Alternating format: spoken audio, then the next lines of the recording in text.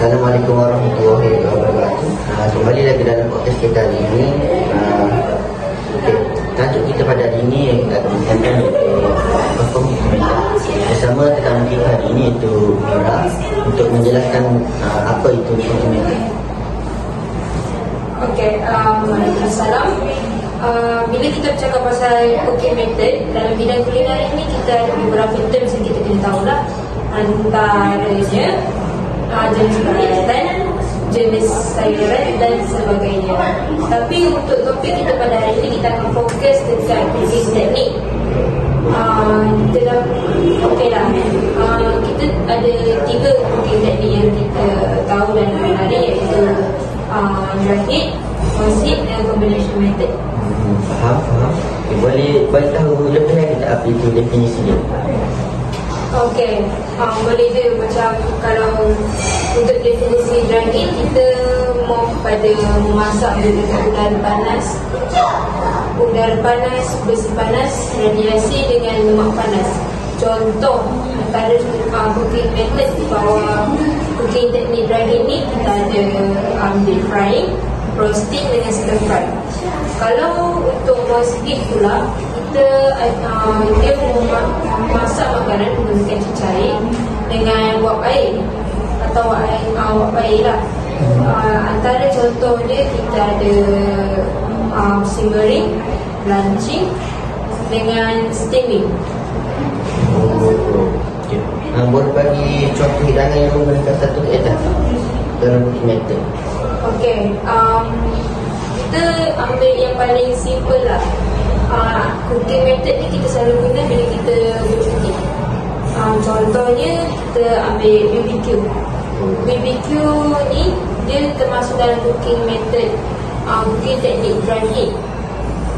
Untuk roast heat pula, kita ambil yang selalu kita buat kat rumah lah. Cuba bagi satu cooking teknik roast heat yang kita selalu buat kat rumah. Saya cuba bercontoh untuk cooking teknik yang selalu kita buat kat rumah. Mungkin boiling, itu double set, double boiling dan blanching. Itu betul lah tu. Tapi itulah, even benda simple macam ni pun kita masih ada kekurangan dengan kelebihan dia. Maksudkah? Apa tu? Dalam dunia ni setiap benda ada kelebihan dan kelemahan dia sendiri. Cooking method pun dia macam memang tak. Cooking method ni kita selalu guna bila kita bercuti. Contohnya kita ambil BBQ. BBQ ni dia termasuk dalam cooking method cooking teknik dry heat. Untuk roast heat pula, kita ambil yang selalu kita buat kat rumah lah. Cuba bagi satu cooking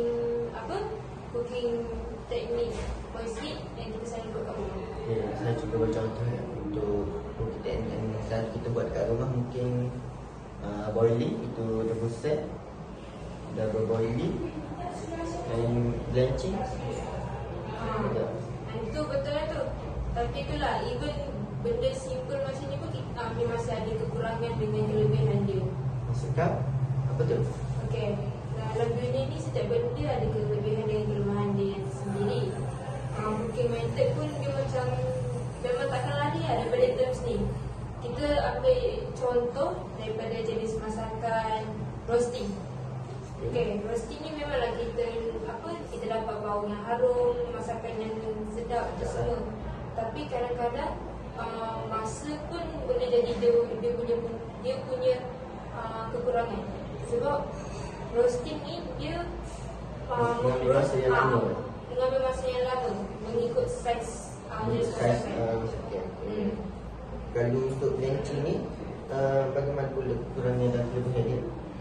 Dan tu soalan yang bagus tadi. Kalau macam blanching ni, kita nak kekalkan nutrien dalam sayuran tu lah. So bila kita tadi nak blanching lama-lama, jadi kita blanch lama-lama, nanti sayur tu dia terlebih masak. Bila sayur tu terlebih masak, kita nutrien pun dia akan kurang.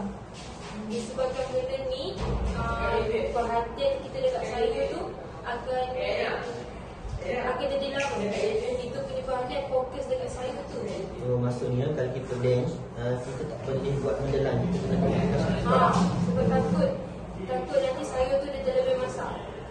Kalau apa ni? Kalau untuk bench dia tak macam apa step by step lepas bench kita kena buat apa? Ada untuk kita stopkan proses memasak sayur tu, kita rendamkan dalam air sejuk lah. Apa ni, rendam air dalam air sejuk tu untuk tekan warna dan untuk kita tekan warna rambut, supaya kalau kita masak sayur tu lama-lama, nanti dia akan jadi warna pun dia dah berubah, sayur tu pun dia dah lembut.